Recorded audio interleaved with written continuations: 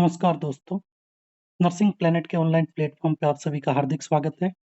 जैसा कि आप सबको पता है कि अपन यूरिनरी सिस्टम के बारे में जो है वो डिस्कशन कर रहे थे और यूरिनरी सिस्टम में अपन ने जो डिस्कशन स्टार्ट किया था डायलिसिस के बारे में। तो क्या कुछ डायलिसिस होता है? इसके अलावा आज की क्लास के अंदर अपन जो है वो 2 सबसे इम्पोर्टेंट टॉपिक जो कि यूरिनरी सिस्टम की पूरे बेस ऑन अपन बोल सकते हैं, उनके बारे में जो अपन डिस्कस करेंगे। एक जो है वो आपका टॉपिक रहेगा नेफ्रोटिक सिंड्रोम और एक रहेगा आपका ग्लोमेरुलोनेफ्राइटिस। दोनों से रिलेटेड हमेशा जो है वो एग्ज़ाम के अंदर क्वेश्चन आपको देखने को मिलते हैं और बहुत ही सिंपल सी लैंग्वेज के अंदर अपन इनको जो है वो समझने की कोशिश करेंगे और उम्मीद है कि 15 से 20 मिनट के इस टॉपिक के बाद में आपका कभी भी कोई भी क्वेश्चन जो है वो इन दोनों डिजीज़ से रिलेटेड गलत होने का कोई भी चांसेस नहीं रहेगा। एम्स दिल्ली और नॉर्थ अभी तक जितने हुए हैं, हर एक नॉर्थ के अंदर जो है वो नेफ्रोटिक सिंड्रोम या फिर ग्लोमेरुलोनेफ्राइटिस से रिलेटेड जो है वो आपको 101% क्वेश्चन देखने को मिला है। और अभी एसएनओ का एग्ज़ाम हुआ था जो फर्स्ट ग्रेड का एम्स जोधपुर का, उसमें भी 4 क्वेश्चन जो है वो नेफ्रोटिक सिंड्रोम और ग्लोमेरुलोनेफ्राइटिस से रिलेटेड जो है वो आपको देखने को मिले थे। तो आइए बात करते हैं सारी की सारी डिजीज़ के बारे में। एक इम्पोर्टेंट चीज़ और है, आप यूरिनरी सिस्टम के बाद में और कौन-सा टॉपिक पढ़ना चाहते हैं, तो उसको जो है वो आप कमेंट करके जो है वो बता सकते हैं। कमेंट सेक्शंस के थ्रू जो है हम आपको वही टॉपिक जो है वो और जल्दी प्रोवाइड करने की पूरी कोशिश करेंगे। तो अपन बात कर रहे थे अबाउट द डायलिसिस की कि क्या कुछ जो है वो डायलिसिस होता है। तो डायलिसिस जो है वो आपका 2 प्रकार का, एक जो होता है वो होता है आपका पेरिटोनियल डायलिसिस और दूसरा जो होता है वो होता है आपका हीमोडायलिसिस।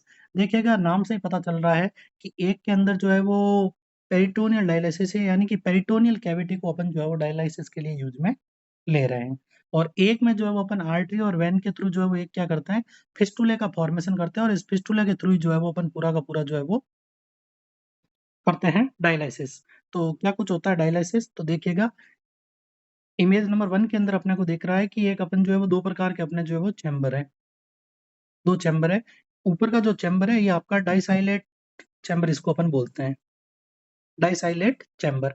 यानी कि इस चैम्बर के अंदर जो है वो अपन फ्लूइड भरेंगे और उस फ्लूइड को जो है वो अपन इंट्रोड्यूस करेंगे पेरिटोनियल कैविटी में। फ्लूइड को कहाँ इंट्रोड्यूस करेंगे अपन? पेरिटोनियल कैविटी में। फिर पेरिटोनियल कैविटी में उसमें रखेंगे फ्लूइड को, कैसे क्या करते हैं वो अपन अभी डिस्कस करेंगे पूरा और उसके बाद में वापस जब ये फ्लूइड ड्रेन होगा तो ये नीचे वाले ड्रेन बैग के अंदर आएगा। तो ऊपर वाला आपका डाइसाइलेट बैग हो जाता है और नीचे वाला जो है वो आपका कहलाता है ड्रेन बैग। तो 2 प्रकार के जो है वो बैग इसके अंदर अपने को देखने को मिलते हैं।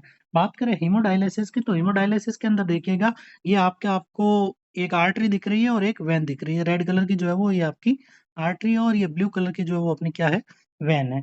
अब देखिएगा अपन कर क्या रहे हैं इसके अंदर, देखिएगा कि वेन के थ्रू जो है वो अपन ब्लड ले रहे हैं और उसको क्या कर रहे हैं कि एक मेम्ब्रेन के थ्रू जो है वो निकाल रहे हैं। इसी मेम्ब्रेन के अंदर अपन डाइसाइलेट को भी जो है वो डालते हैं, एक तरीके से अपन एक मेम्ब्रेन क्रिएट करते हैं और उस मेम्ब्रेन के थ्रू जो है वो पूरा का पूरा फ़िल्ट्रेशन होता है और यहाँ से जो है वो ड्रेन आउट करके जो भी ब्लड के अंदर इम्प्योरिटीज़ या मेटालिक वेस्ट होते हैं, उन सबको रिमूव कर दिया जाता है।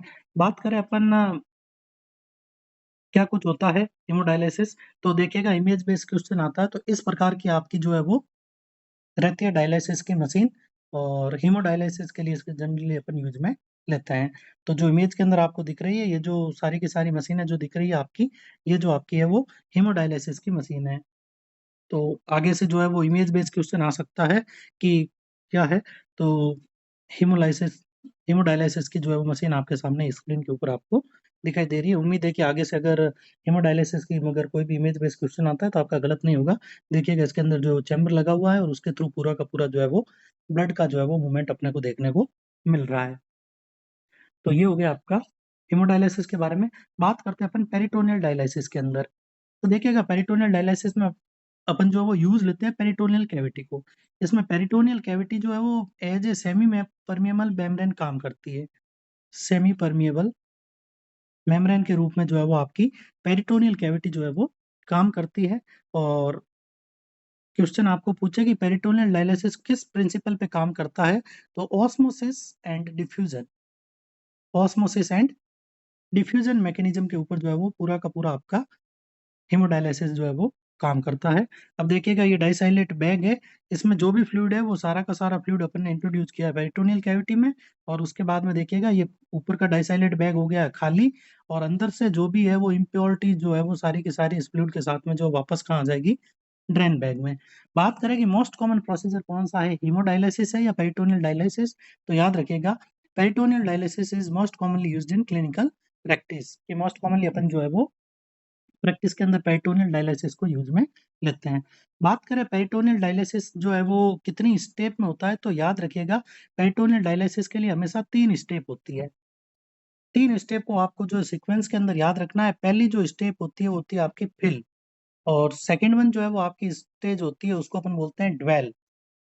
ड्वेल के लिए अपन वर्ड यूज़ में ले सकते हैं टाइम। फर्स्ट वन आपकी हो गई फिल, सेकंड वन आपकी हो गई ड्वेल, और ड्वेल के लिए अपन वर्ड यूज़ में लेते हैं टाइम, और थर्ड वन आपकी स्टेज हो जाती है ड्रेन। उम्मीद है कि बहुत सारे स्टूडेंट को ये जो चीज़ें हैं वो पहली बार पढ़ने को जो है वो मिल रही होगी। तो पेरिटोनियल डायलिसिस को बहुत अच्छे से समझिएगा। बस 2 मिनट का प्रोसीजर है और उसके अंदर जो है वो पूरा का पूरा आपको समझ आ जाएगा, तो क्वेश्चन कभी भी गलत होने के चांसेस आपके नहीं रहेंगे। बात करें फर्स्ट वन की, तो फर्स्ट वन को अपन ने बोला है फिल। तो फिल में अपन क्या करते हैं कि पेरिटोनियल कैविटी के अंदर डाइसाइलेट को क्या करते हैं, इंट्रोड्यूस करते हैं फिल के अंदर, और इसको जो है वो इंट्रोड्यूस करने का जो टाइम होता है, यानी कि कितनी देर के अंदर आपको इसको इंट्रोड्यूस करना है, तो 15 से 20 मिनट इंट्रोड्यूस करते हैं अपन इसको कितनी देर के अंदर, 15 से 20 मिनट के अंदर। और जो है वो अमाउंट कितना रहता है फ्लूइड का, डाइसाइलेट का, तो अमाउंट जो होता है वो होता है आपका हमेशा 2 लीटर। यानी कि अपन एक बैग लेंगे, बैग के अंदर 2 लीटर डाइसाइलेट फ्लूइड होगा, और उस सॉल्यूशन को अपन जो क्या करेंगे, इंट्रोड्यूस करेंगे। ये प्री वार्म होता है, बॉडी टेम्परेचर के ऊपर जो है इसको अपन क्या करते हैं, वार्म करके रखते हैं। तो 2 लीटर सॉल्यूशन को अपन 15 से 20 मिनट तक जो है वो इंट्रोड्यूस करवाते हैं। वार्म क्यों होगा? तो वार्म होगा तो ये वेज़ोडाइलेशन करवाएगा। वार्म होगा तो वेज़ोडाइलेशन करवाएगा, और वेज़ोडाइलेशन होगा तो और जितनी भी इम्प्योरिटीज़ है वो बाहर निकलने के चांसेस बढ़ जाएँगे। तो ये फर्स्ट वन होगी आपकी फिल। अब आपने 15 से 20 मिनट में फिल कर दिया, उसके बाद में जो है ड्वेल। ड्वेल का मतलब होता है कि अंदर मेंटेन रखना। तो अब जो आपने सॉल्यूशन भेजा था इसको ड्वेल के अंदर जो है वो अपन कितने टाइम तक के लिए रखेंगे? तो 6 से 8 घंटे तक। 6 से 8 घंटे तक ड्वेल वाली जो आपकी स्टेज रहेगी उसके अंदर इसको अपन क्या करेंगे, अंदर की तरफ मेंटेन रखेंगे। यही जो है वो आपकी सबसे लॉन्गेस्ट जो है वो स्टेज है। क्वेश्चन आ सकता है कि लॉन्गेस्ट स्टेज कौन-सी होती है पेरिटोनियल डायलिसिस की, तो ड्वेल। ड्वेल जो है वो आपकी कहलाएगी लॉन्गेस्ट स्टेज। अब देखिएगा 6 से 8 घंटे बाद आपने फ्लूइड रख लिया, उसके बाद में अपन ने को ड्रेन ट्यूब को जो है वो ड्रेन बैग को जो है वो अपने को क्या कर लेना है, ऐड कर देना है, और ऐड करने के बाद में जो वो आपको क्या करना है, अब जितना भी आपने फ्लूइड दिया था, उसको वापस रिमूव करना है, और रिमूव करने का भी जो टाइम है, वो आपका कितना रहेगा, 15 से 20 मिनट। रिमूव करने का भी टाइम जो है वो अपना रहेगा 15 से 20 मिनट, और 15 से 20 मिनट के बाद में जो लगभग ये वापस जो फ्लूइड है, या तो ये आएगा आपका 2 लीटर, याद रखिएगा, या तो फ्लूइड आपका कितना आएगा, 2 लीटर, या फिर आएगा मोर देन 2 लीटर, या तो 2 लीटर या फिर 2 more than 2 litre. Time duration रहेगा 15 से 20 मिनट। अब अगर आप देख रहे हो कि अगर इससे 2 लीटर से कम फ्लूइड आ रहा है, उस कंडीशन में क्या करना है? तो इसका मतलब हो सकता है कि कहीं पेरिटोनियल कैविटी के अंदर साइड के अंदर चला गया हो फ्लूइड, तो इसलिए पेशेंट को अपन बोलते हैं turn side to side, turn side to side.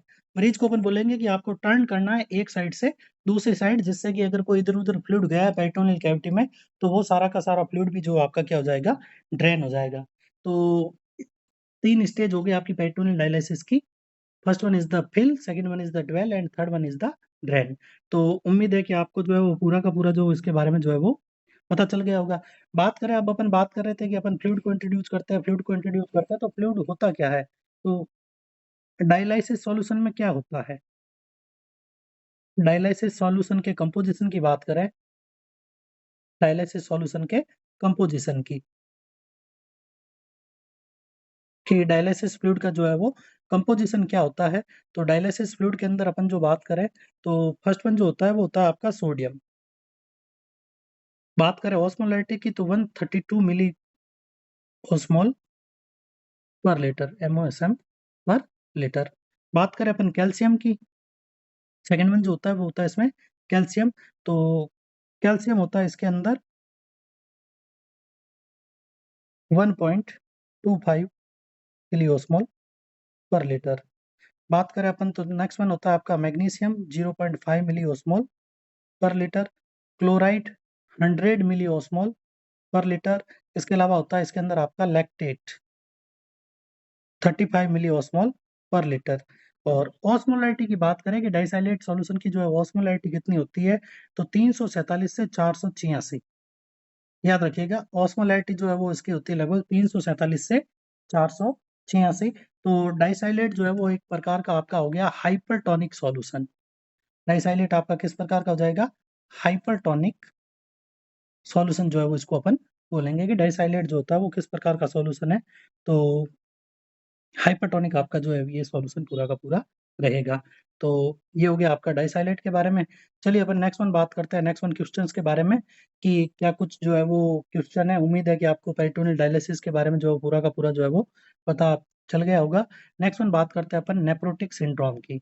Next one बात करेंगे नेफ्रोटिक सिंड्रोम से रिलेटेड क्वेश्चन की। तो नेफ्रोटिक सिंड्रोम से रिलेटेड क्या कुछ जो है वो क्वेश्चंस अपने को जो है वो देखने को मिलते हैं, उनके बारे में जो है वो अपन पूरा का पूरा बात करेंगे। तो आइए बात करते हैं नेफ्रोटिक सिंड्रोम की। तो नेक्स्ट वन क्वेश्चन जो है वो ओपन करेंगे नेफ्रोटिक सिंड्रोम के। तो क्या कुछ आपका जो है वो नेफ्रोटिक सिंड्रोम होता है, उसके बारे में जो वो अपन पूरा का पूरा डिस्कशन करेंगे। हेडिंग रहेगी अपनी नेफ्रोटिक नेफ्रोटिक सिंड्रोम। बहुत ही मज़ेदार टॉपिक है और एक चीज़ अगर आपको पता चल गई तो सारी की सारी चीज़ें जो है वो आपको बहुत ईज़िली पता चल जाएगी। बहुत ही नॉर्मल लैंग्वेज के अंदर अपन जो है वो इसको डिस्कस करेंगे। किडनी डिजीज़ है। फर्स्ट वन बात करें तो ये क्या है, एक किडनी डिजीज है जिसके अंदर होता क्या है, तो abnormality of filtration, abnormality of filtration at renal corpuscle,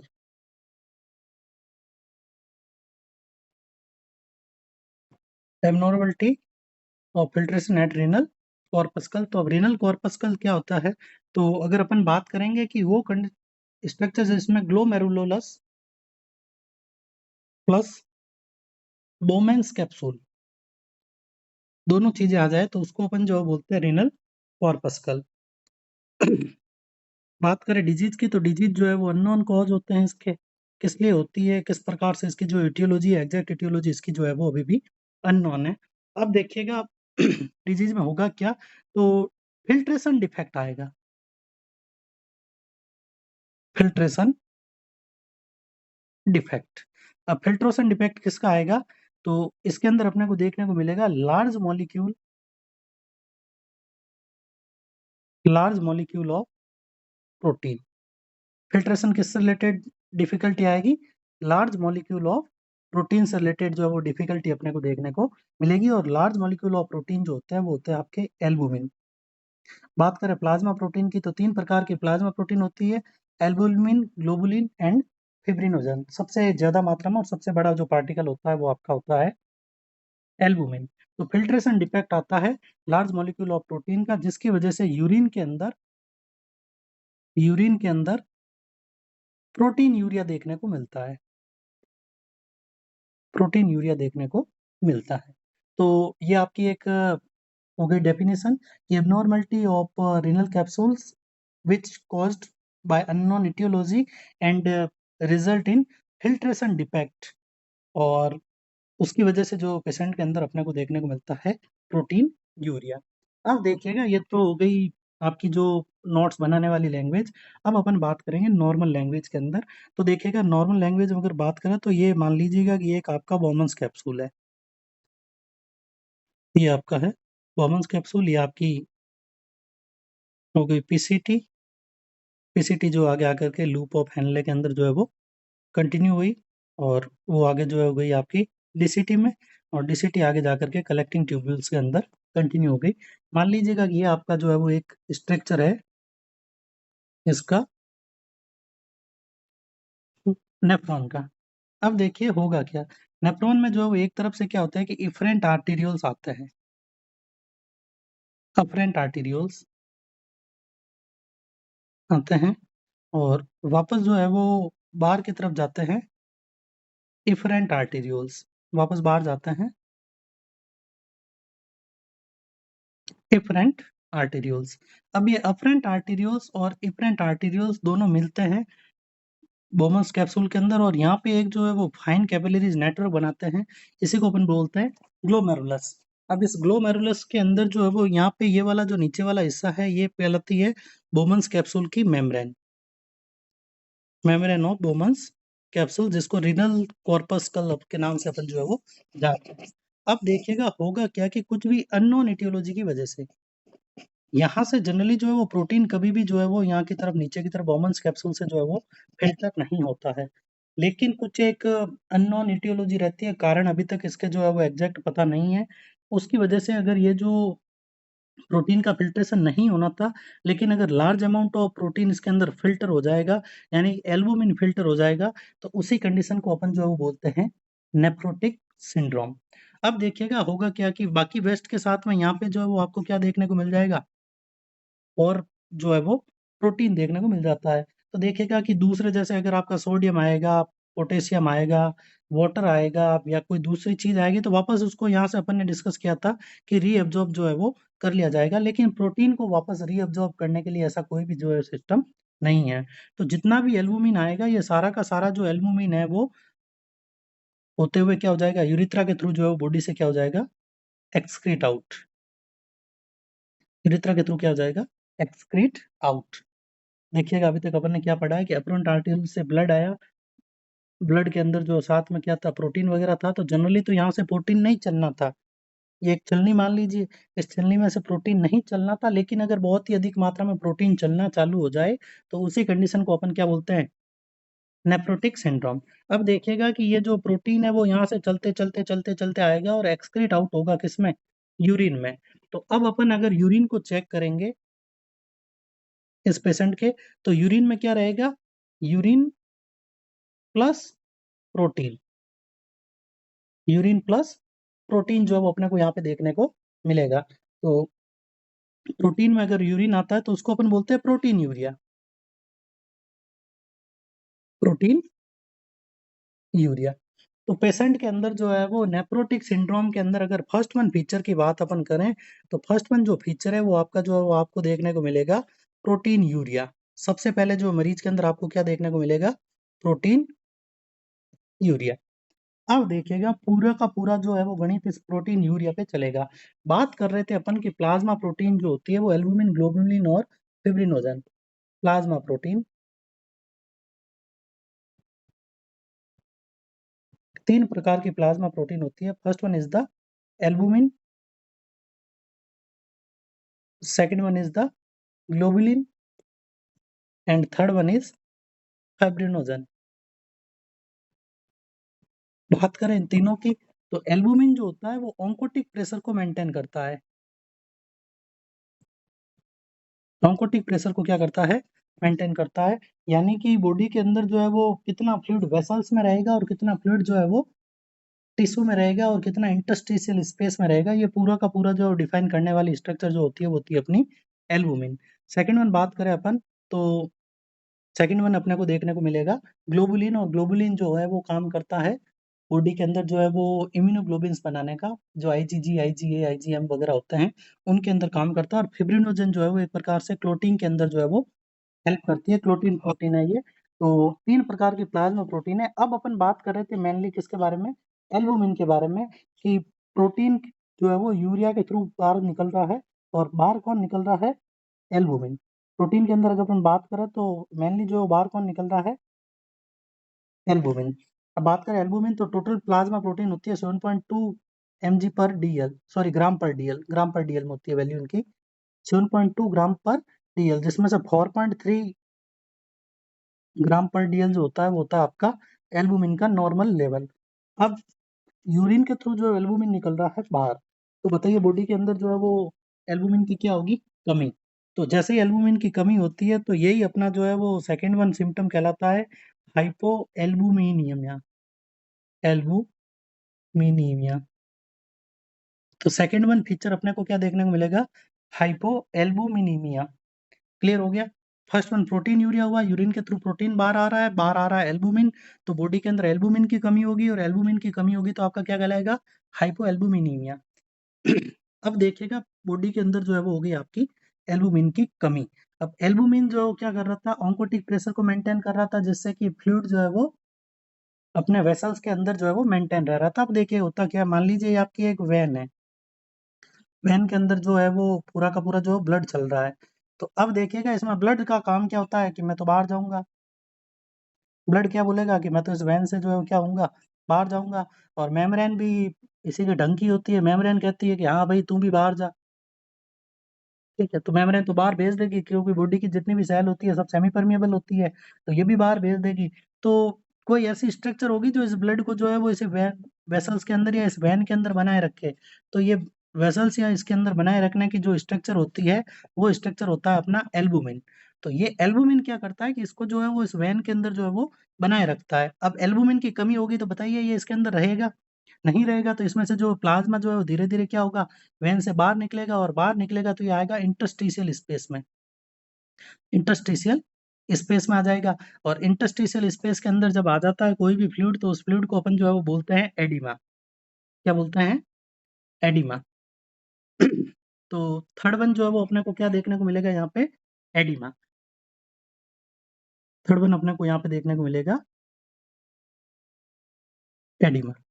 तो देखिएगा 3 फीचर्स अपने निकल के आ गए, और मेरे को उम्मीद है कि आपको तीनों फीचर्स में किसी प्रकार की कोई भी दिक्कत नहीं होगी। फर्स्ट वन अपन ने लिखा है प्रोटीन यूरिया, सेकंड वन लिखा अपन ने हाइपोएल्बुमिनीमिया, एंड थर्ड वन लिखा अपन ने एडिमा।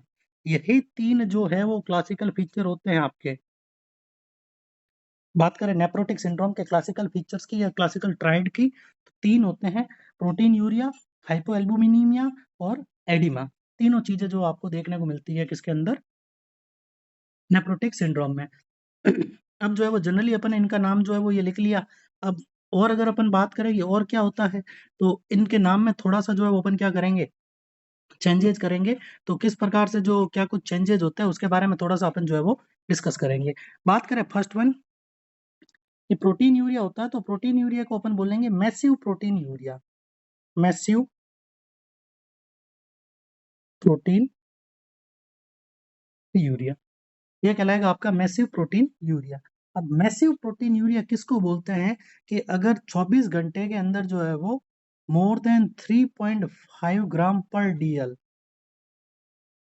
पर डे, अगर प्रोटीन का जो लॉस हो रहा है या एल्बुमिन का जो लॉस हो रहा है वो पर डे कितना हो रहा है, 3.5 ग्राम पर डीएल से ज्यादा हो रहा है, तो वो कंडीशन जो है वो आपकी क्या कहलाएगी? Massive proteinuria. और इसको डिनोट करते हैं अपन 4+ से। याद रखिएगा, स्टैंडर्ड क्वेश्चन बनने के पूरे चांसेस जो है वो आपके यहाँ से रहते हैं। इसको अपन डिनोट करते हैं किससे? 4+ से। तो यूरिन टेस्ट के अंदर जो है वो अपन प्रोटीन को कैसे डिटेक्ट करते हैं, तो डिटेक्ट करने का जो है वो मेथड होता है डिप डिप स्टिक टेस्ट अपन करते हैं। और डिप स्टिक टेस्ट में जो फर्स्ट 1+ अपन किसको बोलेंगे, जब जो प्रोटीन का जो लेवल होगा 0.1 ग्राम, सॉरी 0.03 ग्राम, 0.03 ग्राम पर डीएल होता है, उसको अपन बोलते हैं 1 बार प्लस लिख करके उसको डिनोट करते हैं। अब अगर यहाँ पे अपन जो है वो लिखते हैं 2+, तो 2+ का मतलब होता है कि यूरिन में 24 घंटे के अंदर जो है वो कितना प्रोटीन आ रहा है, 1 ग्राम पर डीएल। अब बात करें अपन 3+, 3+ की बात करें, तो ये जो है वो आपका इंडिकेट करता है 3 ग्राम पर डीएल। यूरिन में प्रोटीन कितना आ रहा है? 3 ग्राम पर डीएल। और बात करें अपन 4+ की, तो ये जो है वो हो जाएगा मोर देन 3 ग्राम पर डीएल।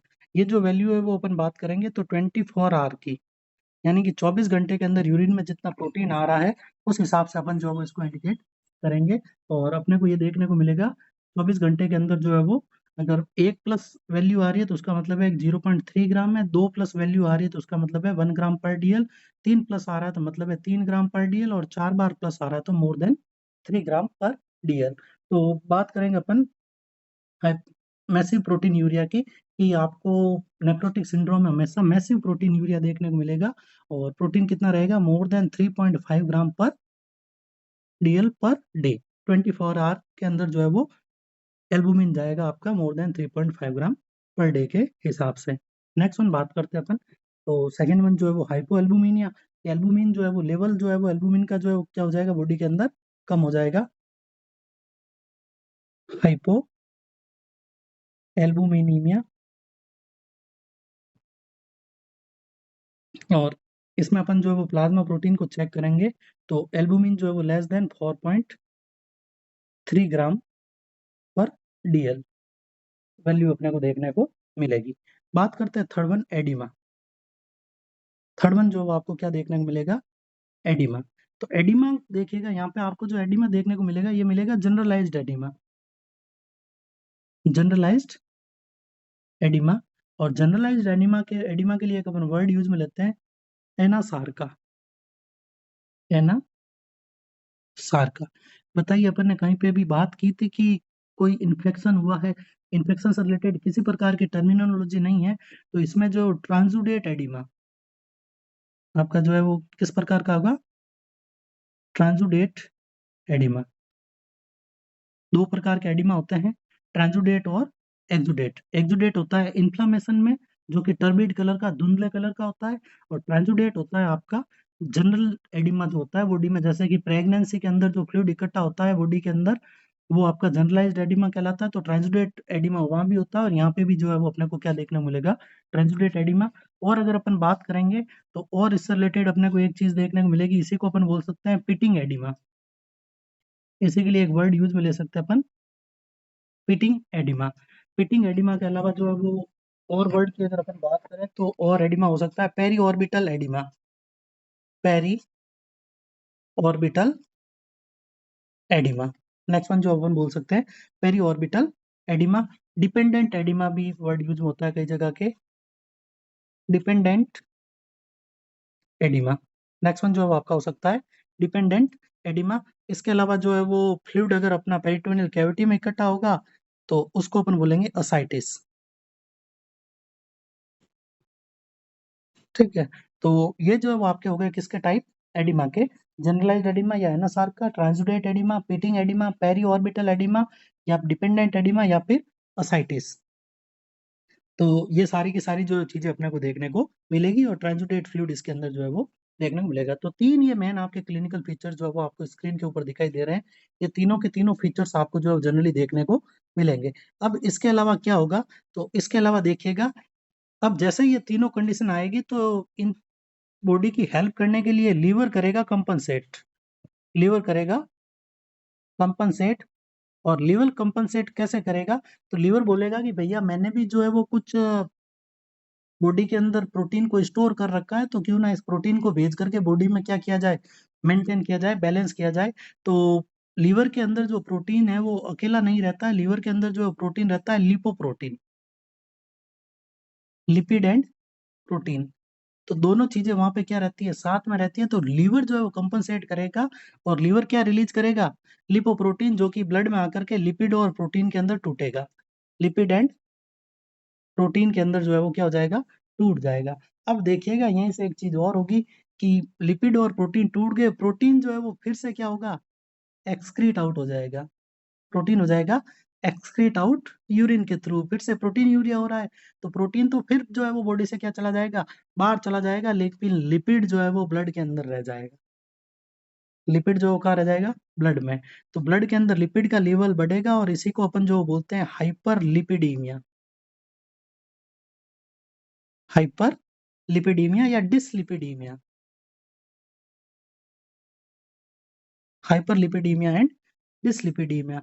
तो ये एक और कंडीशन अपने को जो देखने को मिल जाएगी। अब लिपिड बढ़ रहे हैं बॉडी के अंदर, तो जो है वो लिपिड का काम होता है जाकर के जो है वो ब्लड वेसल्स के अंदर डिपॉजिट हो जाना। उसकी वजह से जो एक कंडीशन और हो सकती है, एथेरोस्क्लेरोसिस। तो क्लाइंट के अंदर बाकी दिक्कत तो थी, उसी के साथ साथ में और जो क्या दिक्कत हो सकती है, एथेरोस्क्लेरोसिस की कंडीशन जो है वो, और जो है वो पेशेंट के अंदर देखने को मिल सकती है। हाई ब्लड की जो है वो विस्कोसिटी बढ़ जाएगी।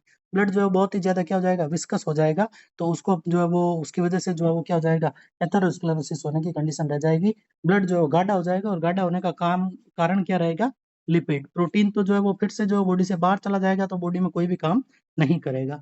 तो ये सारी की सारी जो है वो चीज़ें अपने को जो है वो देखने को मिलेगी। बात करते हैं अपन कि भैया अब ये जो मैनेजमेंट हो गया, तो इसके लिए क्या-क्या जाँच करवाएँगे अपन, डायग्नोसिस क्या करवाएँगे? तो रीनल फंक्शन टेस्ट करवाएँगे, सीरम प्रोटीन लेवल को चेक करेंगे अपन, यूरिन एनालिसिस करवाएँगे, 24 आवर यूरिन कलेक्शन करवाएँगे, सीरम लिपिड लेवल को अपन जो है वो चेक करेंगे, तो सारी की सारी चीज़ें जो है वो देखने को मिलेगी और ये मेन 4 सिम्पटम्स जो है वो आपको यहाँ पे देखने को मिलेंगे। Massive proteinuria, hypoalbuminaemia, oedema and lipoprotein की वजह से जो हाइपरलिपिडीमिया या फिर डिसलिपिडीमिया। तो ये जो है वो आपको याद रखने हैं कि मेनली जो आपको क्या-क्या जो है वो देखने को मिल सकता है। तो अगर अपन एक ट्रायड बनाना चाहें, तो ट्रायड के अंदर जो अपन लिख सकते हैं कि मेन तो जो है वो आपका क्या हुआ था, प्रोटीनयूरिया। प्रोटीनयूरिया की वजह से जो क्या हुआ था, हाइपोएल्बुमिनीमिया। हाइपोएल्बुमिनीमिया हुआ था और उसी के साथ में बॉडी में क्या देखने को मिला, एडिमा। फिर जो कंपनसेटरी मैकेनिज़्म की वजह से जो है वो बॉडी के अंदर हाइपरलिपिडीमिया की कंडीशन और जो है वो अपने को देखने को मिल गई। तो ये सारी की सारी जो चीज़ें अपने को देखने को मिल सकती है। बात करते हैं नेक्स्ट वन, अब इसका अपने को मैनेजमेंट कैसे करना है? तो पहले ही अपने बोला है कि इसका जो है वो एग्ज़ैक्ट कॉज़ या एटियोलॉजी के बारे में अपने को बिल्कुल भी पता नहीं है। तो जिस चीज़ की एटियोलॉजी अपने को पता नहीं होती है, वहाँ पे अपन जो वो क्या करते हैं कि रामबाण को यूज़ लेते हैं और रामबाण इसके लिए जो होता है वो होता है आपका स्टेरॉइड्स। अपन जो है वो नेफ्रोटिक सिंड्रोम को कवर अप करने के लिए जो क्या देंगे पेशेंट में, स्टेरॉइड प्रेडनिसोलोन।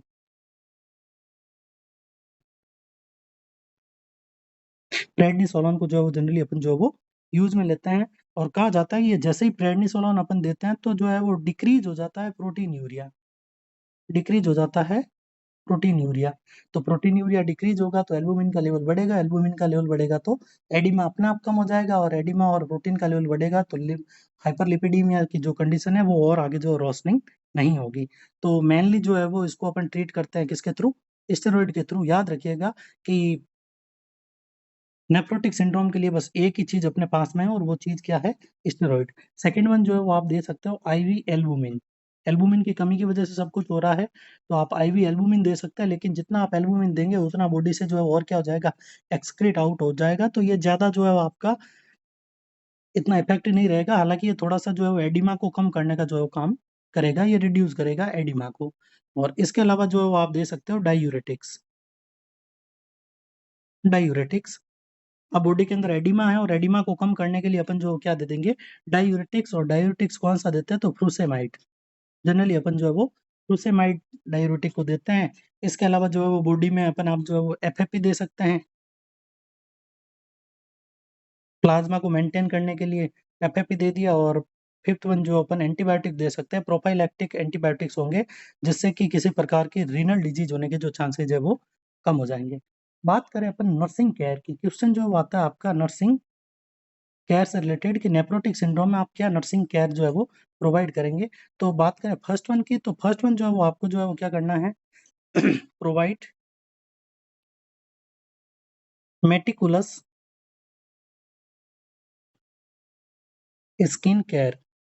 सबसे पहले जो आपको क्या करना है, प्रोवाइड करना है मेटिकुलस स्किन केयर। कितनी बार एग्ज़ाम के अंदर जो पूछा जा चुका है कि नेफ्रोटिक सिंड्रोम के पेशेंट में क्या होगा, तो मेटिकुलस स्किन केयर जो है वो अपने को क्या करनी है, प्रोवाइड करनी है। अब स्किन केयर क्यों देनी है? तो देखिएगा पेशेंट में हो रहा है एडिमा, पेशेंट में क्या हो रहा है? एडिमा। तो एडिमा होगा तो जो टिश्यू है स्वेलिंग होगी और स्वेलिंग होगी तो वहाँ पे स्किन के अंदर क्रैक्स होने के चांसेस बढ़ेंगे, स्किन ब्रेक डाउन होने के चांसेस बढ़ेंगे। तो स्किन जो है वो ब्रेक डाउन नहीं हो, इसके लिए अपन जो क्या करते हैं, अपन मेटिकुलस स्किन केयर देते हैं। इसके अलावा जो है वो अपन स्क्रोटम, सिंपल सी बात है, पूरी बॉडी में जनरलाइज़ एडिमा हो रहा है तो स्क्रोटम में भी क्या होगा? एडिमा होगा और स्क्रोटम एडिमा होगा तो अपन स्क्रोटम को करते हैं एलिवेट, एलिवेट करते हैं, एलिवेट ऑन ए पिलो। कितनी बार क्वेश्चन आ रखा है कि स्क्रोटम को क्या करते हैं अपन एडिमा की कंडीशन के अंदर एलिवेट कर देते हैं, पिलो का सपोर्ट लगा देते हैं स्क्रोटम के नीचे और उसके ऊपर जो है स्क्रोटम को क्या कर देते हैं अपन एलिवेट कर देते हैं। इसके अलावा जो है वो अपन पेशेंट को समझाएंगे about the रेमिशन रेमिशन and relapse रेमिशन and relapse of disease. देखिएगा दो वर्ड है आपके पास में, एक है रेमिशन और एक है रिलैप्स। दोनों वर्ड को अपन इसलिए अच्छे से डिस्कस कर रहे हैं क्योंकि दोनों वर्ड एग्जाम के अंदर जो है वो already as a specific picture के रूप में पूछे जा चुके हैं। रेमिशन की बात करें तो रेमिशन का मतलब होता है सिम्टम्स डिसअपियर होना, सिम्टम डिसअपियर, वो रेमिशन कहलाता है। और वापस सिम्टम रीअपियर, सिम्टम अगर रीअपियर हो रहा है तो उसको अपन बोलते हैं रिलैप्स। अब देखिएगा नेफ्रोटिक सिंड्रोम का एग्जैक्ट कॉज तो अननोन है, आप स्टेरॉइड थेरेपी देते हैं, पेशेंट जो है वो रिकवर होता है, फिर जो है फिर से जो पेशेंट के अंदर जो सेम टू सेम कंडीशन जो है वो होने के चांसेस रहते हैं। तो जो सिम्टम बंद होते हैं उसको अपन बोलते हैं रेमिशन, और अगर फिर से सिम्टम आ जाए तो उसको अपन जो है वो बोलेंगे रिलैप्स। तो ये जो है वो आपका पेशेंट से रिलेटेड हो गया। नेक्स्ट वन बात करें डाइटरी मैनेजमेंट, कि डाइट को किस प्रकार से आपको जो है मैनेज करना है। तो याद रखिएगा सबसे पहले तो साल्ट रेस्ट्रिक्ट करेंगे अपन, साल्ट रेस्ट्रिक्ट। सोडियम को क्या कर देंगे अपन रेस्ट्रिक्ट कर लेंगे। सोडियम क्यों रेस्ट्रिक्ट करेंगे, क्योंकि एडिमा हो रखा है ऑलरेडी, और सोडियम रखेंगे तो और वाटर का रिटेंशन होगा और जो है वो मैसिव एडिमा होने के चांसेस रहेंगे। तो साल्ट जो है वो कंप्लीटली अपन जो क्या कर लेंगे रेस्ट्रिक्ट कर लेंगे। बात करें अपन प्रोटीन की, बात करें प्रोटीन की तो बहुत सारी जगह पे आपको इससे रिलेटेड कंफ्यूजन देखने को मिलेगा।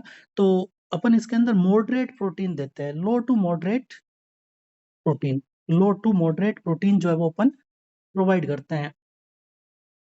अब कई जगह पे आप पढ़ोगे कि लो प्रोटीन डाइट या फिर प्रोटीन डाइट को जो क्या कर देना है बंद कर देना है। तो ये कैसे, अब देखिएगा अब अपन जो है वो पेशेंट को जैसे ग्लोमेरुलोनेफ्राइटिस होगा तो अपन करवाएंगे renal function test, renal function test. अब रीनल फंक्शन टेस्ट के अंदर अगर अपने को uric acid, urea, creatinine, blood urea, nitrogen, ये चीजें अगर एलिवेटेड मिलती है तो इसमें जो है वो प्रोटीन जो आपका लो प्रोटीन या फिर रेस्ट्रिक्ट हो जाएगा। अगर नेफ्रोटिक सिंड्रोम के पेशेंट के अंदर क्या मिलता है अपने को, यूरिन के अंदर जो वो यूरिक एसिड बढ़ा हुआ मिले या यूरिया बड़ा मिले, क्रिएटिन बड़ा मिले या फिर ब्लड यूरिया नाइट्रोजन बढ़ी हुई मिले, तो या तो लो प्रोटीन डाइट या फिर जो प्रोटीन को अपने को क्या कर देना है रेस्ट्रिक्ट कर देना है। और अगर ये अब्सेंस है, इन सारी सारी चीजों की क्या है अब्सेंस है, या फिर ये सारे के सारे नॉर्मल वैल्यू में है, तो उस कंडीशन के अंदर अपन लो टू मॉडरेट प्रोटीन जो है वो प्रोवाइड कर सकते हैं। लगभग 0.6 ग्राम पर केजी ऑफ बॉडी वेट के हिसाब से जो अपन दे सकते हैं। नॉर्मली अपन 1 ग्राम पर केजी के हिसाब से देते हैं, तो इसके अंदर जो है वो अपन कितना दे सकते हैं 0.6 ग्राम पर केजी के हिसाब से जो अपन दे सकते हैं, प्रोटीन को प्रोवाइड कर सकते हैं। तो उम्मीद है कि आपका जो है वो प्रोटीन या डाइट से रिलेटेड जो कॉन्सेप्ट जो है वो बिल्कुल ही जो है वो क्लियर हो गया होगा कि किस प्रकार से आपको जो डाइट देनी है। मेनली जो है वो ये आरएफटी के पैरामीटर्स डिफाइन करेंगे और इन पैरामीटर के थ्रू जो है वो आपको पता चलेगा कि आपको जो डाइट प्रोवाइड करनी है या नहीं। तो ये पूरा का पूरा था आपके ग्लोमेरुलोनेफ्राइटिस सॉरी नेफ्रोटिक सिंड्रोम के बारे में। और उम्मीद है कि आज के बाद में आपका कोई भी जो है वो इससे रिलेटेड क्वेश्चन जो है कभी भी गलत होने की जो है चांसेस जो है बहुत ही कम हो जाएंगे। आइए अब क्वेश्चन करते हैं। अगर आपने अच्छे से थ्योरी पढ़ी है तो आपके जो क्वेश्चन है वो 101% सही होंगे। बात करें symptoms of nephrotic syndrome, symptoms of nephrotic syndrome except, except यानी कि के अलावा इनमें से कौन सा जो है वो नेफ्रोटिक सिंड्रोम का जो है वो सिम्टम नहीं है। तो एडिमा अपन ने देखा, generalise oedema, pitting oedema, proteinuria भी अपन ने देखा है। ओलिग यूरिया, बात करें अपन ओलिग यूरिया की तो अपन ने देखेगा उसके ट्रीटमेंट में बोला था कि ओलिग यूरिया ट्रीटमेंट के अंदर अपन डायूरेटिक्स दे रहे थे। डायूरेटिक्स क्यों दे रहे थे, क्योंकि यूरिन का आउटपुट अपने को क्या करना है बढ़ाना है। तो हाइपर बिलिरुबिनीमिया जो है वो कभी भी आपको देखने को नहीं मिलेगा। ओलिग यूरिया जो आपको देखने को मिल सकता है, देखिएगा आपको जो है वो proteinuria, severe generalised oedema, oliguria, hypoalbuminaemia, hyperlipidaemia and hypercoagulability या लिपिड की वजह से जो है वो कोगुलेशन बढ़ेगा, ब्लड विस्कस होगा। तो ये सारी चीजें आपको देखने को मिलेगी। नेक्स्ट हम बात करें the clinical manifestation of nephrotic syndrome include which of the following कि नेफ्रोटिक सिंड्रोम में क्या क्या होता है। तो देखिएगा, first one is the haematuria, second one is the massive proteinuria, increase serum albumin, weight loss. अब देखिएगा, सीरम एल्बुमिन का लेवल तो जो है वो आपका क्या होता है, बॉडी में कम होता है। हीमेचूरिया जो है वो जन अपन को कहीं भी देखने को नहीं मिला। हीमेचूरिया के लिए एक अलग डिजीज होती है नेफ्रिटिक सिंड्रोम। नेफ्रोटिक सिंड्रोम के जैसा जैसा एक आगे क्वेश्चन आ जाएगा, एक डिजीज होती है नेफ्रिटिक सिंड्रोम, उसके अंदर जो देखने को मिलेगा, एडिमा हो रहा है बॉडी के अंदर, तो वेट जो है वो क्या होगा, बढ़ेगा। ओलिगोयूरिया भी हो रहा है और एडिमा भी हो रहा है, तो वेट बढ़ेगा। तो मैसिव प्रोटीन यूरिया जो आपका सही आंसर इसके अंदर हो जाएगा। नेक्स्ट हम बात करें, triad symptom massive proteinuria oedema hypoalbuminaemia are characterised by. तो सारे के सारे जो सिम्टम किसके हैं, नेफ्रोटिक सिंड्रोम के। ये देखिएगा, ये क्वेश्चन आ गया आपके सामने कि हिमेचूरिया हो रहा है, ओलिगोयूरिया हो रहा है, हाइपरटेंशन हो रही है, तो ये नेफ्रिटिक सिंड्रोम, ये तीनों के तीनों जो फीचर्स है आपके किसके कहलाएंगे, नेफ्रिटिक सिंड्रोम के कहलाएंगे। और याद रखिएगा कि नेफ्रोटिक सिंड्रोम में कभी भी हिमेचूरिया नहीं होता है, लेकिन नेफ्रिटिक सिंड्रोम के अंदर हमेशा जो आपको हिमेचूरिया की कंडीशन जो है वो पेशेंट के अंदर देखने को मिलेगी। तो नेक्स्ट वन क्वेश्चन की बात करें, the diet is given to patient with nephritic syndrome, कि किस प्रकार की डाइट देंगे।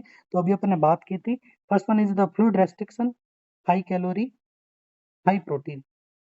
तो प्रोटीन को हाई नहीं देना है, कैलोरी हाई नहीं देनी है। Protein supplement with calorie restriction नहीं करना है, नॉर्मल कैलोरी आपको प्रोवाइड करनी है। प्रोटीन सल्फेंट सोडियम, तो सोडियम तो बिल्कुल नहीं देना आपको। तो सही आंसर आपका हो जाएगा fluid sodium and potassium restriction. तो फ्लूइड का, सोडियम का और पोटेशियम का आपको जो है रेस्ट्रिक्शन यहाँ पे जो है वो करना है।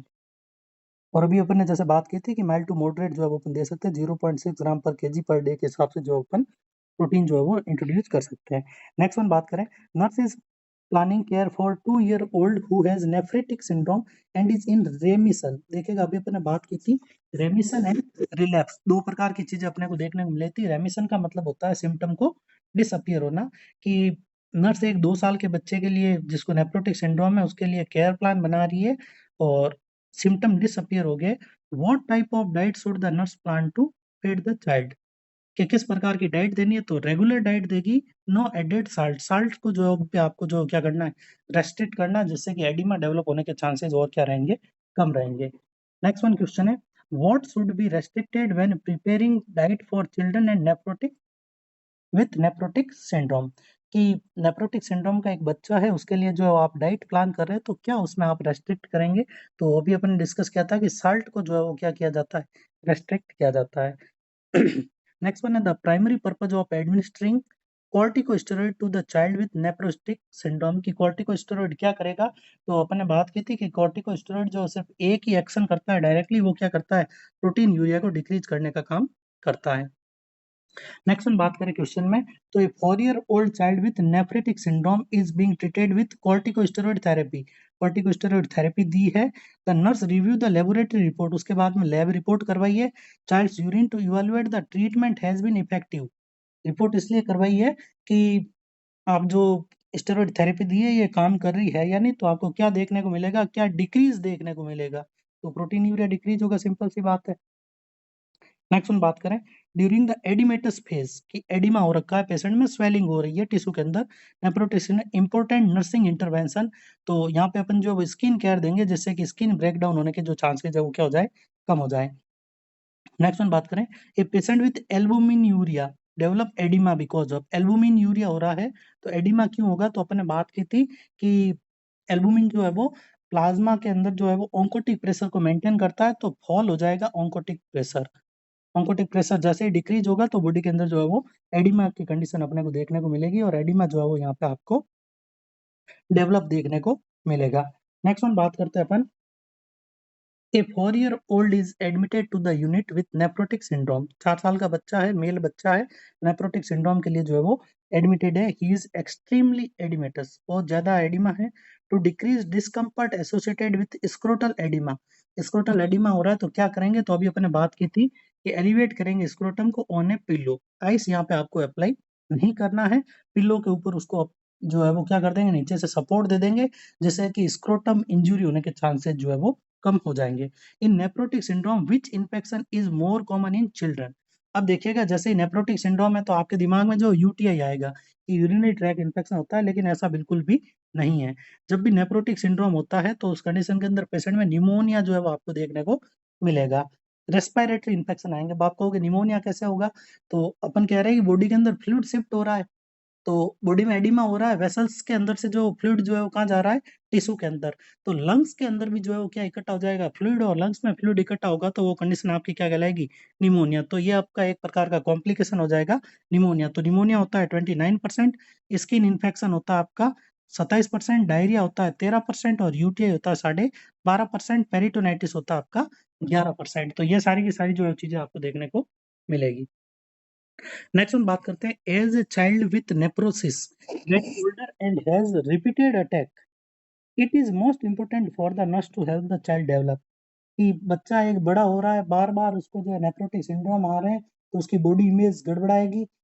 कभी उसमें सूजन होगा, कभी फिर से एकदम थिन होगा, फिर से बॉडी में एडिमा होगा। तो बॉडी इमेज से रिलेटेड उसमें पॉजिटिविटी अपने को क्रिएट करनी है। नेक्स्ट वन बात करें अपन, नेक्स्ट वन आपका most important nursing intervention for a 3 year old child with diagnosis of nephrosis. कि नेफ्रोसिस हो गया यानी कि इन्फेक्शन ऑफ द नेफ्रॉन हो गया है, ठीक है? तो उस कंडीशन के अंदर जो रेगुलेट करेंगे अपन diet, regulating the diet, sodium restrict अपन जो है वो डाइट इस पेशेंट के अंदर जो प्रोवाइड अपन करेंगे। तो ये हो गया आपका नेफ्रोटिक सिंड्रोम से रिलेटेड सारा का सारा।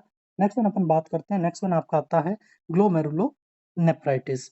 तो क्या कुछ होता है ग्लोमेरुलोनेफ्राइटिस, इसके बारे में डिस्कशन आज अपन कर लेते हैं। तो नेक्स्ट वन अपनी जो है वो हेडिंग जो आएगी ग्लोमेरुलोनेफ्राइटिस।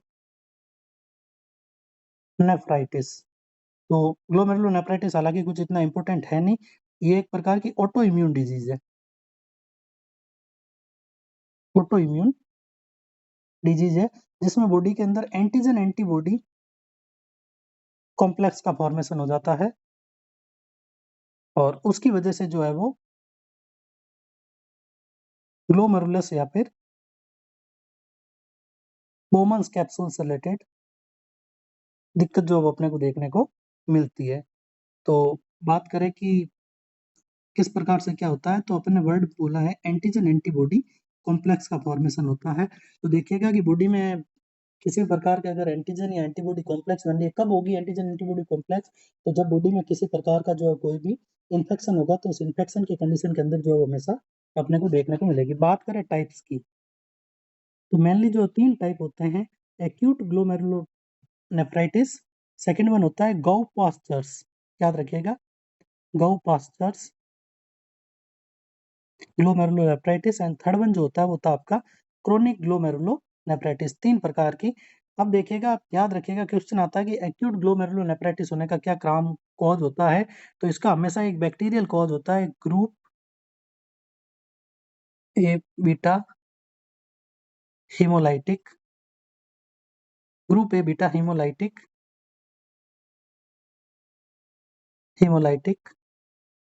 स्ट्रेप्टोकोकाई।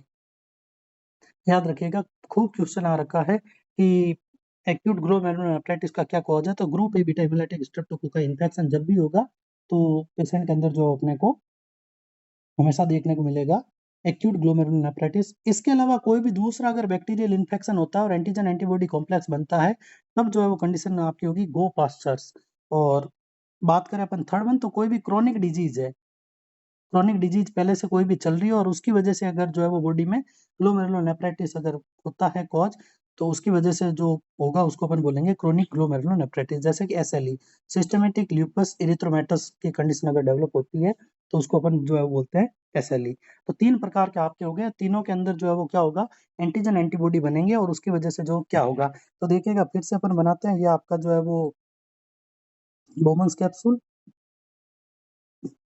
और फिर से ये सारी की सारी चीज़ें।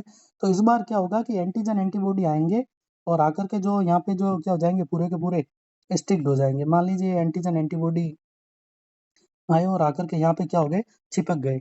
अब ये जी इस कॉर्पस्कल से चिपकेंगे तो ये धीरे-धीरे इसके अंदर जो है वो क्या कर देंगे, ब्रेक डाउन कर देंगे और जैसे ही ब्रेक डाउन होगा, तो इसके अंदर से जो आरबीसी आना चालू हो जाएगी।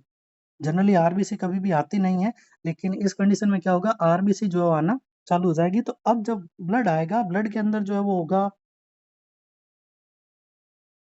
जो यूरिन आएगा, यूरिन के अंदर जो है वो होगा ब्लड, और यूरिन में ब्लड होता है, उस कंडीशन को अपन बोलते हैं हीमेचूरिया। तो पेशेंट के अंदर जो है वो अपने को देखने को मिलेगी हीमेचूरिया की कंडीशन यहाँ पे देखने को मिलेगी। तो आरबीसी आएगी, हीमेचूरिया की कंडीशन होगी, तो ब्लड का जो यूरिन का जो है वो कलर है वो बदल जाएगा, और यहाँ पे जो यूरिन का कलर हो जाएगा risky brown colour, risky brown colour, या फिर Coca Cola colour, Coca Cola colour का यूरिन जो है वो अपने को इसमें देखने को मिलेगा। सेम टू सेम जैसे ग्लोमेरुलोनेफ्राइटिस सॉरी नेफ्रोटिक सिंड्रोम होता है, वैसे के वैसे ग्लोमेरुलोनेफ्राइटिस है, वहां पे एल्बुमिन आ रहा था, और यहाँ पे जो क्या आएगा आरबीसी, कौन फिल्टर होना चालू हो जाएगी आरबीसी। तो आरबीसी आएगी तो उसकी वजह से जो है वो रस्की ब्राउन कलर का या स्मोकी यूरिन जो है वो अपने को देखने को मिलेगा। अब देखिएगा, आप कहोगे कि इसके अलावा आरबीसी के अलावा और भी बहुत सारी चीजें, तो सारी की सारी चीजें आएगी, लेकिन मेनली जो अपने को क्या देखने को मिलेगी आरबीसी। तो और क्या क्या देखने को मिलेगा, अगर क्लिनिकल मैनिफेस्टेशन की बात करें तो माइल्ड प्रोटीन यूरिया देखने को मिलेगा, mild proteinuria, mild oedema, haematuria, frothy urine, frothy urine. Patient अगर यूरिन करेगा तो उसके ऊपर जो झाग देखने को अपने को मिलेंगे, ये झाग जो है वो इंडिकेट करते हैं प्रेजेंस ऑफ प्रोटीन। अगर यूरिन में प्रोटीन होगा तो जो है वो हमेशा यूरिन जो कैसा होगा झाग के जैसा होगा। इसके अलावा जो पेशेंट में अपने को देखने को मिलेगा ओलिग्यूरिया, वेट गेन, हाइपरटेंशन। तो ये कुछ एक जो है वो फीचर्स अपने को पेशेंट के अंदर जो है वो देखने को मिलेंगे। सारे के सारे जो फीचर्स अपने को वहाँ पे सामने आएँगे। अब अपने को करना क्या है, तो यहाँ पे भी जो मैनेजमेंट की अपन बात करें तो सिम्प्टोमेटिक ट्रीटमेंट, जो-जो सिम्पटम्स आएँगे, उनका अपने को सिम्प्टोमेटिक ट्रीटमेंट जो है वो प्रोवाइड करना है। एंटीबायोटिक्स देंगे अपन, अगर ग्रुप ए बीटा हेमोलाइटिक है, तो एंटीबायोटिक्स देंगे, और एंटीबायोटिक में आपकी जो चॉइस रहेगी पेनिसिलिन। पेनिसिलिन जो आपकी क्या रहेगी, चॉइस रहेगी। डाययूरेटिक्स देंगे यहाँ पे भी, स्टेरॉइड्स भी देंगे, लेकिन स्टेरॉइड्स की यहाँ पे जो फर्स्ट चॉइस नहीं होगा, लास्ट चॉइस स्टेरॉइड होगा। हाइपरटेंशन हो रहा है तो एंटी हाइपरटेंसिव, ये कुछ एक चीज़ें जो आप देंगे। बात करें डाइट की, तो याद रखिएगा ग्लोमेरुलोनेफ्राइटिस के अंदर प्रोटीन जो है वो हो जाएगा आपका लो, सोडियम भी जो आपका हो जाएगा लो, पोटेशियम भी जो आपका हो जाएगा लो। सोडियम भी लो है, पोटेशियम भी लो है, प्रोटीन भी जो आपका क्या रहेगा लो रहेगा। फ्लूइड जो है वो आपका हो जाएगा रेस्ट्रिक्ट, और ये सारी की सारी जो चीज़ें आपको करनी है। तो 4 चीज़ें आप करोगे, प्रोटीन लो हो जाएगा, सोडियम लो हो जाएगा, फ्लूइड रेस्ट्रिक्ट हो जाएगा, और पोटेशियम, प्रोटीन, सारी की सारी जो चीज़ें जो आपकी जो है वो पूरी की पूरी लो हो जाएगी। तो ये जो आपको डाइटरी मैनेजमेंट जो है वो करना है इस पेशेंट के अंदर। तो ये थी आपकी डिजीज़ ग्लोमेरुलोनेफ्राइटिस। बस एक ही चीज़ आपको याद रखनी है कि जहाँ पे उसके अंदर जो है वो अपना कंसर्न था वो था प्रोटीन यूरिया, और इसमें आपका जो कंसर्न है वो रहेगा आरबीसी। नेक्स्ट हम बात करते हैं glomerulonephritis. A nurse interview the parents of a child recently diagnosed with glomerulonephritis, कि ग्लोमेरुलोनेफ्राइटिस हुआ है, और पेशेंट के पेरेंट्स से जो है वो इंटरव्यू लिया जा रहा है। The nurse understand that the which information collected during the assessment is most often associated with diagnosis of glomerulonephritis. तो देखिएगा, अभी अपन ने बात किया था कि एक्यूट ग्लोमेरुलोनेफ्राइटिस के लिए स्ट्रेप्टोकोकल इन्फेक्शन, जिसको अपन बोलते हैं सॉर थ्रोट, फेरिंजाइटिस, ये सारी की सारी चीजें अपन बोलते हैं। तो फर्स्ट वन आंसर है आपका streptococcal throat infection 2 week prior to diagnosis. Streptococcal infection होगा तो सॉर थ्रोट होगा, फेरिंजाइटिस होगा, और यही जो है वो एक्यूट ग्लोमेरुलोनेफ्राइटिस का जो है वो कॉज रहता है। इसके अलावा एक चीज और हो सकती है, जब इस group A beta haemolytic streptococci, otitis media, otitis media भी जो है वो हो सकती है। अनट्रीटेड अगर स्ट्रेप इन्फेक्शन है तो वो भी कॉज आपका जो है वो कर सकता है। नेक्स्ट हम बात करें, the nurse is assigned to care for a child suspect to having glomerulonephritis. The nurse review the children's record and notes that the which finding associated with the diagnosis of the glomerulonephritis, कि glomerulonephritis का जो diagnosis क्या होगा, तो low blood urea nitrogen, जबकि low blood urea nitrogen बढ़ेगा। Hypotension की जगह हाइपरटेंशन होगा, यूरिन स्पेसिफिक ग्रेविटी बढ़ेगी। रेड ब्राउन यूरिन, अभी अपन ने बात की थी कि कोका कोला यूरिन जो है वो अपने को देखने को मिलेगा, तो ये जो है एक प्रकार का स्पेशल फीचर्स रहेगा आपका इसके लिए। आगे देखिएगा नेक्स्ट वाला, स्मोकी ब्राउन यूरिन किसमें देखने को मिलेगा अपने को? ग्लोमेरुलोनेफ्राइटिस में। और इसमें क्या प्रेजेंट होगा? स्मोकी ब्राउन क्यों हो रहा है? क्योंकि वहां पे क्या प्रेजेंट है? Bile pig, blood pigment. तो इसकी वजह से cause of hypertension in children, की चिल्ड्रन के अंदर जो है वो हाइपरटेंशन का जो है वो क्या कॉज रहता है? तो ग्लोमेरुलोनेफ्राइटिस जो है वो चिल्ड्रन में हाइपरटेंशन का जो है वो एक कॉज है। नेक्स्ट वन क्वेश्चन है आपके सामने, in a patient hospitalised with acute glomerulonephritis nursing care include all of the following. Nursing care में क्या क्या करेंगे? Record vital sign every 4 hourly, बहुत सही है, हर 4 घंटे पे करना है। Recording fluid intake and output every 8 hourly, सही है। रिकॉर्डिंग बीपी 4 आवरली, सही है। Recording weight of patient twice weekly, की वीक में 2 बार करना है, नहीं। वेट अपन रिकॉर्ड करते हैं डेली, जब भी वेट से रिलेटेड होगा तो डेली करते हैं, और वो भी हमेशा करते हैं सेम टाइम। यानी कि अगर आज आपने सुबह 9 बजे किया है तो कल भी अपन जो है सुबह 9 बजे जो है वो वेट को असेस करेंगे। नेक्स्ट हम बात करते हैं, a child is being discharge from the emergency with A diagnosis of acute glomerulonephritis, के डायग्नोस हुआ है और एक्यूट ग्लोमेरुलोनेफ्राइटिस, और उसको क्या किया है अपन ने? डिस्चार्ज किया है। तो देखिएगा उसके अंदर जो आपको which of the following measure would a nurse include in the home care plan. तो होम केयर प्लान में अपन जो विजिटर को लिमिट करेंगे, जिससे कि पेशेंट के अंदर जो है वो सेकेंडरी इन्फेक्शन होने के जो चांसेस है वो क्या हो जाएंगे? कम। क्योंकि ये विजिटर्स आएंगे तो और बच्चे को जो group A beta haemolytic streptococci infection होने के जो चांसेस हो सकते हैं। नेक्स्ट हम बात करें, when planning nursing care for a 5-year-old with acute post streptococcal glomerulonephritis, what should the nurse emphasise that the client and family maintain. एक बच्चा है 5 साल का, उसको जो है वो एक्यूट पोस्ट स्ट्रेप्टोकोकल ग्लोमेरुलोनेफ्राइटिस हुआ है। अब आपको जो है वो क्या करना है?